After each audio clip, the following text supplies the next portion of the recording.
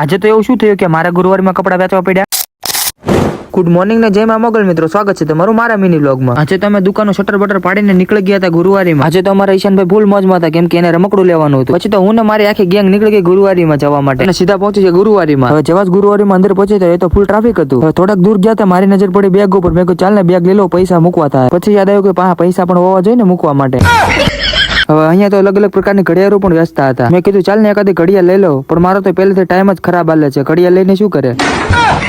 પણ અમારે આ બધા લેતા કાંઈ નથી, આમથી આમ આટા જ મરાવે છે ખોટા। હવે હું ને મારા ભાઈબંધ તો બે સાવ થાકી ગયા હતા એટલે અમે બંને સાઈડમાં ઉભા રહી ગયા હતા। મેં કીધું હજી આ બધાની સાથે રખડશું ને તો સાંજે ખાધા વગરના હુઈ જવાનું। પેલા આ છોકરો કોનું ટીંગાડ્યું છે? સોરી, આ તો કોટ છે। તો ફાઇનલી મિત્રો અડધી કલાક રખડીને આ છોકરાને 10 રૂપિયા રમકડામાં સમજાઈ દીધો। તો આખા 10 રૂપિયાની ખરીદી કરીને અમે નીકળી ગયા દુકાન બાજુ અને સીધા પહોંચી ગયા ભાઈ બંધના ટેલરે। પણ અમારા ઘનશ્યામભાઈ તો 4 માળનો બંગલો બનાવતા હતા।